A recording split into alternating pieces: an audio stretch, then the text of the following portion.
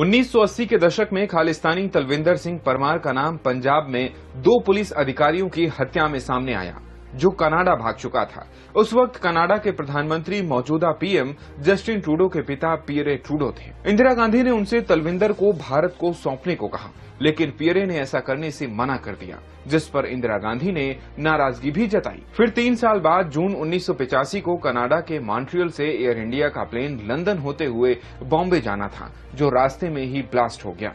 इस हादसे में कुल 329 लोग मारे गए, जिसमें 270 कनाडाई नागरिक थे। इस हमले का मास्टरमाइंड था खालिस्तानी तलविंदर सिंह परमार।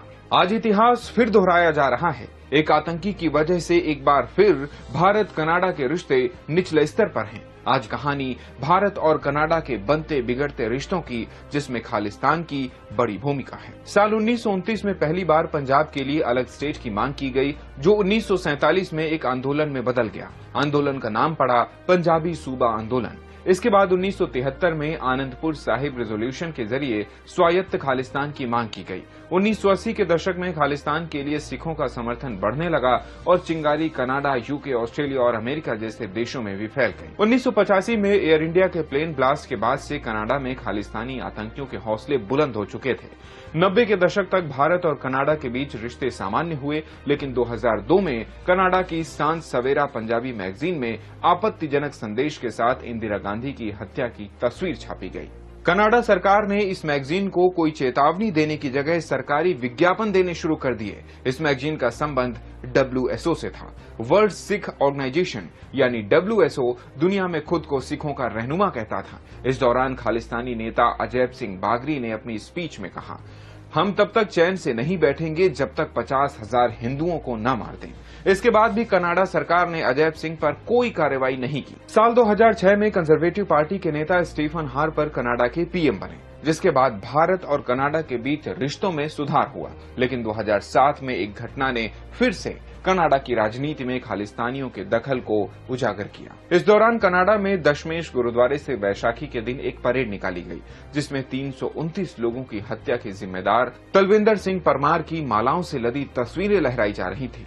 इस रैली में तलविंदर सिंह परमार का बेटा और 2 प्रमुख खालिस्तानी नेता स्टेज पर कनाडा के नेताओं के साथ खड़े थे। 2010 में भारत के प्रधानमंत्री मनमोहन सिंह G20 देशों के सम्मेलन में हिस्सा लेने के लिए कनाडा गए। इस दौरान पीएम मनमोहन ने एक दमदार स्पीच में खालिस्तान पर कनाडा को घेरा था। हालांकि कनाडा के नेताओं पर इसका कोई असर नहीं हुआ, लेकिन नवंबर 2015 में जस्टिन ट्रूडो के कनाडा के पीएम बनने के बाद 30 सदस्यों वाली कैबिनेट में 4 सिख मंत्री बने, जिनमें कुछ सिख मंत्री खालिस्तान से जुड़ाव रखते थे। इसी वजह से भारत और कनाडा के संबंध फिर से पटरी से उतरने लगे। 2018 में ट्रूडो भारत की यात्रा पर आए। उन्होंने 1986 में भारतीय कैबिनेट मंत्री की हत्या के प्रयास के दोषी जसपाल अटवाल को डिनर के लिए न्योता भेजा, जिसे भारत के विरोध जताने पर रद्द कर दिया गया। कनाडा सरकार ने दिसंबर 2018 में आतंकी हमले के खतरे से जुड़ी अपनी सालाना रिपोर्ट में पहली बार खालिस्तान आतंक का जिक्र किया। रिपोर्ट आते ही पीएम ट्रूडो और उनकी लिबरल पार्टी को धमकी मिली कि वो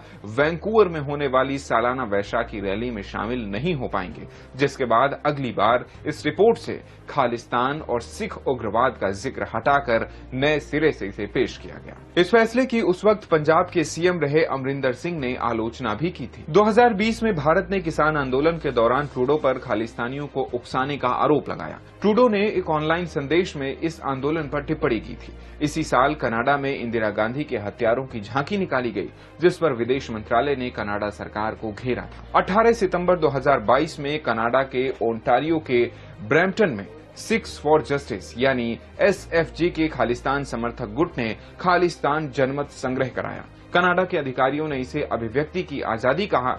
भारतीय विदेश मंत्रालय ने इस मामले पर कड़ी आपत्ति जताई थी। G20 समिट के दौरान पीएम मोदी ने ट्रूडो से अलगाववादी गुटों की ओर से जारी भारत विरोधी गतिविधियों पर चिंता जताई थी। निज्जर की हत्या की जांच अभी भी चल रही है। इसी बीच ट्रूडो ने इस हत्या में भारतीय सरकारी एजेंटों के शामिल होने की बात कही थी, जिसके बाद भारत ने कनाडा से अपने 6 राजनयिकों को वापस बुला लिया है। देश दुनिया की और बड़ी खबरों के लिए देखते रहें शब्द चक्र न्यूज।